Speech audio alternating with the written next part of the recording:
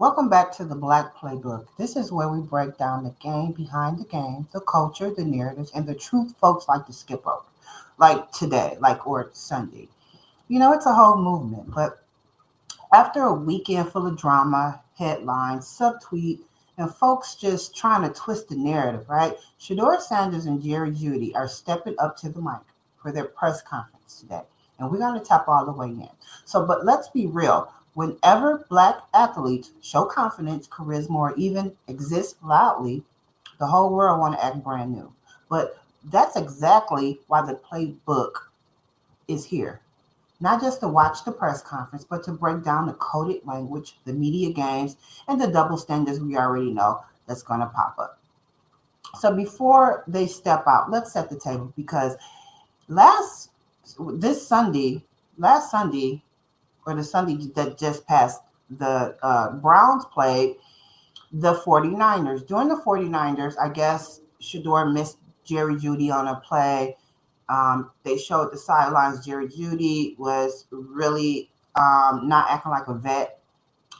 He started clapping in Shedeur's face. Shedeur stood up. The social media ran with this all weekend, right? So let's go ahead and get into it because I have a call. Pretty, well documented. Obviously, due to the pre-draft process, especially. Just how excited are you? How much have you gotten to know him, and then how excited are you to obviously go against him head to head because he's not on defense? Yeah. To sort of duel with him on Sunday. Well, I would say I'm just excited for an opportunity to go out there and play. And being able, last week Sean wasn't the best, so just having the opportunity to go out there and play. Shedeur, you talked about feel, and it has to be a feel for you. Just where have you felt like you that feel has gotten better with the start you've got? I say day by day, live action by live action. I see my faults and I see, what I do good and what I need to work on. So I definitely take that in consideration whenever I go and prepare and everything I do. And if I need to see more pictures of certain things, then I got to do what's necessary for me to be successful. Is it hard to stay patient as you're growing as an NFL quarterback? What you mean by that? Well, as you want to be great right away, but maybe it takes time to be great. So do you have to be patient as you develop? I don't view things as like patient. I guess that's the outside world. That's not nothing I live in within my world. I think I'm more determined and focused on knowing I got to do what it takes to get the results, for the team, for us that we need, to be successful. So I think it's certain that certain areas that I need to improve in quickly, and just because I'm a rookie, that's not really an excuse out there, Sure. What would you say is kind of the nature of your relationship with Cam, and what was it like, training alongside with him during the pre-draft process? Yeah, Cam competitive. It's always fun, getting out there training with him. And then, we both end up getting drafted and we both went our separate ways, And that's really everybody that played in college with almost. Everybody's focused on what they got to do, and it's all love, whenever we see each other. But not a lot of communication since the draft. I would say we don't really communicate with any players. Even I play with Colorado all that stuff will probably happen later on down the road, but not right now. We all focus on what we got to do to be great. You got a lot on your plate as being the quarterback. Does playing against Cam add any juice to this day? Nah, I think it's not nothing extra, within myself that I'm thinking, just playing against another opponent, it's another week. It's a lot of great quarterbacks, week by week that we play against. So I wouldn't say this as in. Sure. The CBS cameras captured a sideline encounter between you and Jerry. Yeah, we resolved that. We're not going to speak on that. So, if you guys were cool with each other back then. I would hope so. What's your relationship like with Jerry past? What has it been like Well, since see, I you've want to gotten speak here on and since you've become a starter? They so I disrespectful. would think like when I'm not playing and when I'm a starter, it's the same. I wouldn't say people treat you better. Just that you start now. Like it's normal. Kevin Or says along those lines, you talked about how you had to get more time on task to see the same wins. As you being in that quarterback spot, like what do you like to do with your receivers? Outside of practice to make sure that you guys are seeing the same wins. I would say overall, I would say just being able to get on the same page and trust. The hardest thing in this game and right now is having trust. Having trust with everybody. Trust y'all. Certain movements, certain way we make eye contact, like certain things is so detailed, and that's how I play very comfortably. So that's how I get in my comfort zone. That's how I get in my bag. That's how I'm able to do that. So it's different because this is a different year. It's not a traditional way. It's not a traditional situation, and that's okay because it's a challenge, and I know we're gonna be able to overcome the challenge. But it just expedite everything, and you just go out there, and just take risks. It is what it is. Shedeur, you talk about some of the areas that watching the film back that you want to improve on. What are some of those areas that you've been targeting? Like I say, I would take go out there and just pull the trigger. Well, nah, that's not a great term. but what I mean by that is like go out there and see it and just hit it. Like see it and hit it. Don't really understand that trust my eyes, understand everything that I've been studying, and the game, I'll say is slowing down a little bit for me, and just trust what I see. Kevin has talked about how the Sean has been helpful in meetings. Mm-hmm. Can you kind of open that? Yeah, they just asked about that. I was hoping that you would talk about not Yeah. just on the sideline, but how it's helping Yeah. guys in meetings. Well, I'll Yeah. say for sure what we do in the meeting room, we keep to ourselves, Y'all able Yeah. to see what we able to do in public and whatever, but whenever we in the building, we kind of keep that between us. Is trusting your eyes and taking risks the same These thing? people crazy, man. I'll say trust takes time. Trust takes time. Taking risk is like, it's hope. It's seeing it, but then it's a bit of hope, in there. I think if you just met somebody, it's gonna take you a little minute to trust them, right? To trust their directions, to trust what they see. If you backing out a parking spot and somebody just directing you and you drive your car, I don't think you just gonna trust for sure everything they say and everything. So I think it takes time and time on task and being in different battles with each other, being able to see, review everything. So that's where I'll say the trust component comes in. When you have a little bit more of that feeling, will that translate to probably getting rid of the ball a lot better? Yeah, I would say sometimes when sometimes I look for the big play, and I do that when I feel like I'm pressing, like I feel like we don't have no, when I feel like we need to get a spark, we need to get an energy. That's typically when I do that, whenever we stagnant, So that's something I review with myself, and I know in those situations I can't do that, at certain times, but that's just something I live and I'm gonna grow from, in doing that, and just trusting the team, trusting everybody, that things are gonna be all right. I guess it's a good play is literally a couple of seconds, right? And there's so much you have to process. How much thinking like when you're in the middle of a play and you've got the ball in your hand, right, and you're kind of going through what you're seeing on the field, and that just what is that experience like, and how do you balance the thinking, intelligent part versus the instinct part of the game that happens in those 2, 3, 4 seconds? I would say it definitely comes from preparation and studying, but like I said, it all comes down to the trust thing. it comes down to time on task, comes down to reps, comes down to all that different type of stuff, you know. And I know I have to think and I would say do things just a little different because the lack of their time that we have on task, you know. So I have to adjust kind of like my process a little bit, you know, and for us to be able to have consistent success and for us to be able to go out there and execute everything. How do you Say have two to more. adjust? How do you have to adjust your process? In what ways do you adjust your process there? I mean, I just can't spill all the beans now. Y'all, you gonna ask me what's the game plan this week next?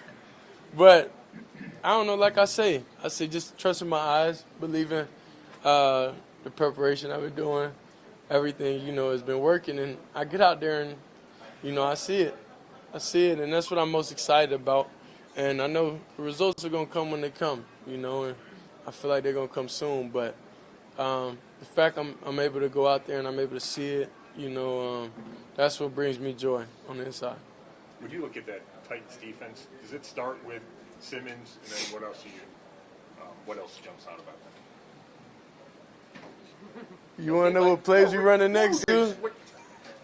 What do you like about their defense? How Jeffrey Simmons, what stands out about him? Y'all, maybe. He's a great player. You know his name, and we all know his name for sure. So he's definitely a great player, and he's a great human being. He's a great player. Appreciate it. Thank you. Shedeur.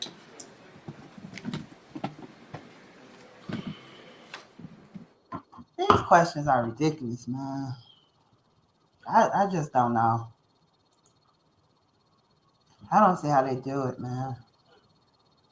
They ask the same fucking questions, and you would think that these people would understand ebonics and everything else.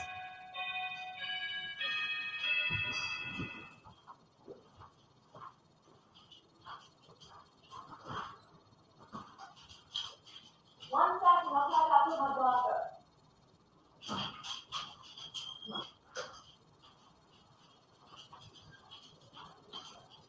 Oh, come on, baby. Come on.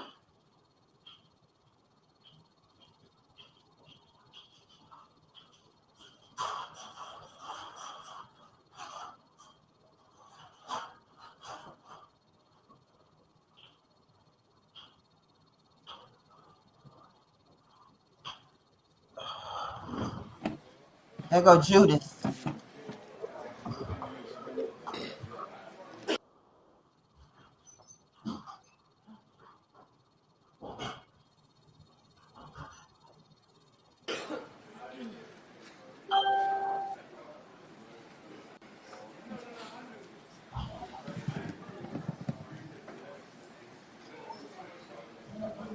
Jerry, if you don't mind starting with, I'm out there. and then we saw the sign. So, right over here, right over in here, I started feeling like something was vibrating. Confrontation between you and Oh, Shedeur. What kind of was going on there, and are you guys okay?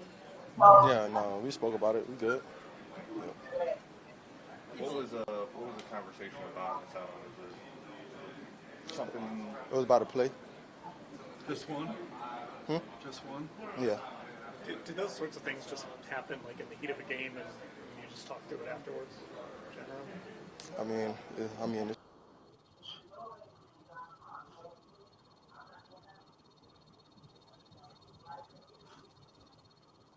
an emotional sport. You know, things like that happen in football. How do you build a quarterback's trust? Shedeur's talking a lot about trust. Repetition.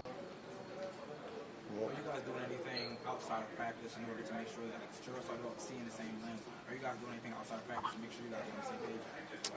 Other than talk about it and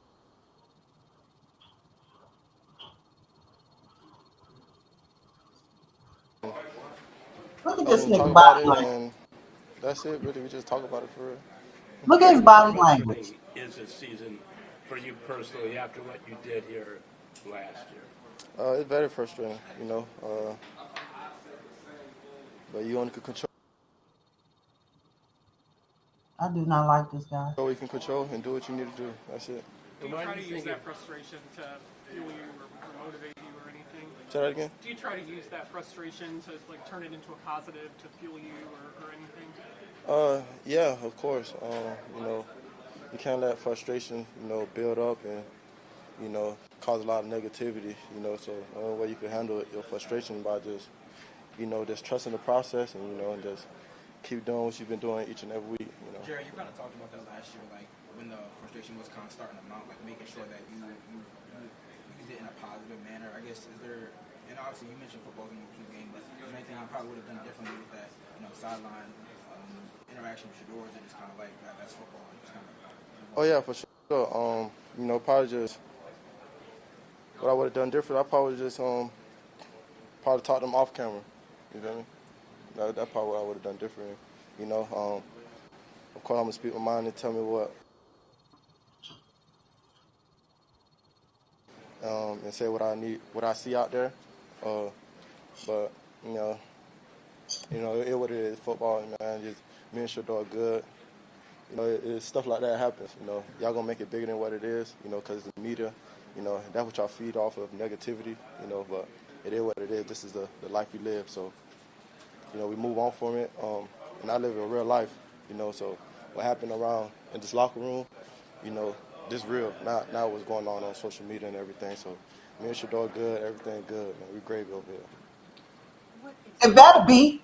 are you frustrated most about this season? What is it that's kind of getting to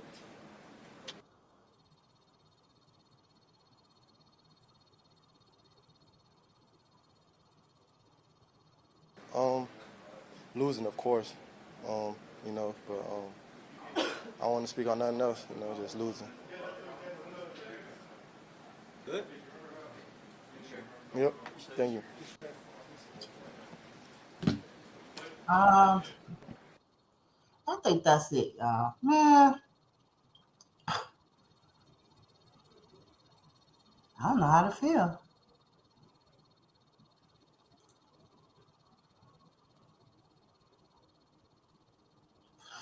You know, it is what it is. Judy, you're a vet. You got to step your game up. You know Shedeur's been under the microscope since day one. Every move he makes, every word he says, even the way he stands in a pocket becomes controversial, y'all. So Jerry Judas, Black culture is asking you to stop the bullshit. It just is it's not a good look. And you can see his body language because when you standing and talking, you are closed off. You're closing yourself off. You're basically saying, I don't believe shit he said, to be honest with you. Because his body language didn't to me match his word. And it sounds like he's just gonna be a problem. Oh, sorry. Huh? 1 second. Y'all. I got so much going on. Yep, hold on.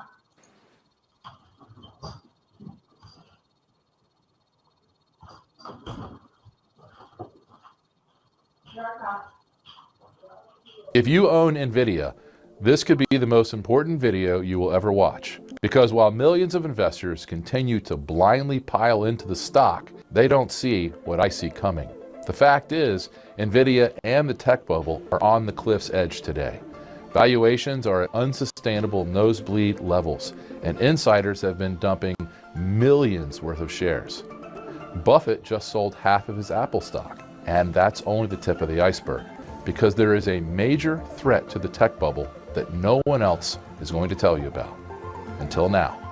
In my new video, I uncover what's really going on in the tech sector, how most investors are about to be blindsided, and why a crash of 50% or more is happening right now. I also show you how to protect yourself today and profit from the chaos that's coming. And it's all free.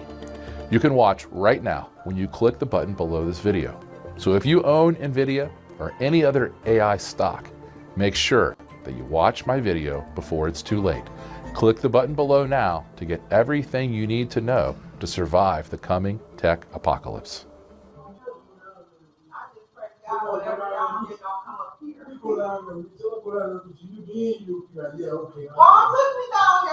Oh, The holidays can be a lot. But with your new Dell PC with Intel inside, you can handle a lot. From taking care of holiday to-dos to taking care of Aunt Jean, even if she can be a lot. Yeah. See, they didn't stop now.